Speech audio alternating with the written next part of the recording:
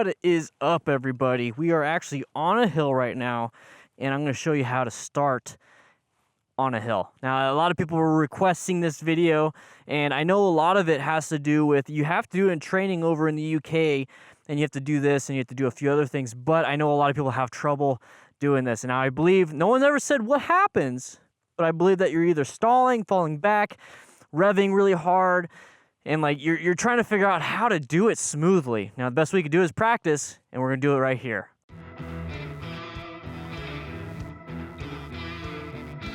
All right, so the one thing you really do need to understand is your friction zone. I talked about it in a video. Guys need to check it out. It's on the DDFM manual. That's another thing you can check out. DDFM manual has a bunch of different exercises that will get you prepared for certain things like this. And actually, this video has been on it for a while.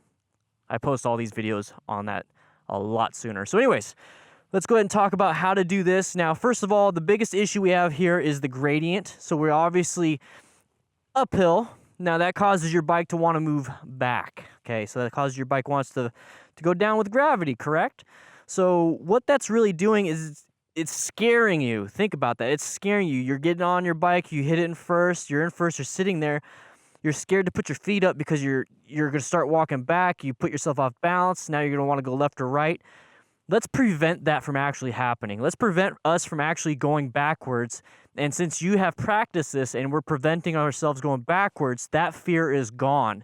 So now that we have the fear of the gradient and we have the fear of falling backwards out of the question, it's like starting on a flat surface. So the way you do that, okay, we're sitting here at a light.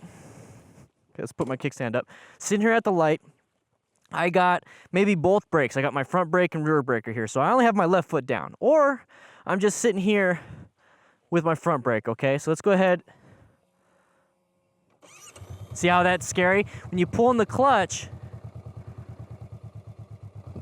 you start going back. That's pretty scary. So what I talked about in the friction zone and the friction control and everything is that you get yourself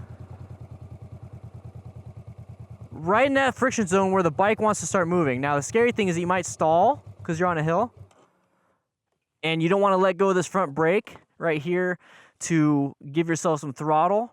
So you might stall. There's people behind you. They're pissed. It's like, oh, man, what do I do? What do I do? What do I do? Let's start it back up. And then you do it again.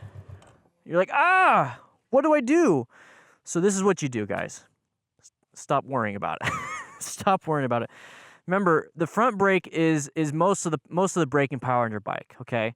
It's not all the braking power on your bike. It's not. It really is not. And you only need so much braking power to stop yourself from rolling downhill. Use the rear brake. That's another thing you could do. I'm using rear brake right now. Not a big deal. I can take off with one leg. Now, if you're a little bit shorter, it might be a little bit an issue. But look, rear brake. I'm not going anywhere. I'm going to let go of the rear brake a little bit. That's it. So use the rear brake. That's one tip that you can do. Use the rear brake. So let's turn this back on. So what I'm going to do is I'm going to find the friction zone. See how it starts bogging down?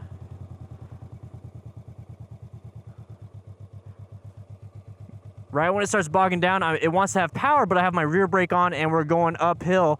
So the bike does not want to go. And it can't. So right here, get in the friction zone. Give it a little bit of throttle, start letting it out on the friction zone, and take off. Now that was a slow movement. Now you can tell we're going uphill, so I'm gonna actually turn around and we're gonna do that again. All right, so now we're coming up to stoplights. Like crap, I have to stop on a hill again. I'm gonna pull in the clutch, grab the brakes. All right, we're in first gear. So now this is how you usually stop, right? You have hand on the clutch, hand on the front brake. Transition your right foot to the rear brake. You kind of just let go. Now, this is what you're doing, right? You're holding in the clutch so you don't stall. Once again, find that friction zone. I talk about that in the video, and you'll notice that on your bike, where you need to really go. It's the same thing as when you're shifting. So we're about right there, and then you give it some gas while releasing the rear brake. Look at rear brake. It's gone. I have enough friction zone, and I'm basically idling like a car, But since I'm going uphill, it's not moving the bike. So if I give it a little bit more throttle, a little bit less clutch, you see how it wants to go? Oh, see? Sometimes you stall. Sometimes it happens. That's where you practice. You practice left and right, go all the way up the hill, come back down, practice, practice, practice, practice. And that's the only way you're going to get a good feel of it. This is one of those situations where it doesn't happen a lot. So if you don't train for it, you're going to fall back to the lowest common denominator of training you've ever done. And when it comes to this type of stuff, you need to train so that when it does happen, it becomes easy, it becomes simple. I obviously haven't trained enough. That's why I stalled. If it happens, that's what we're here for. We go up, we come back down, we go back up, come back down.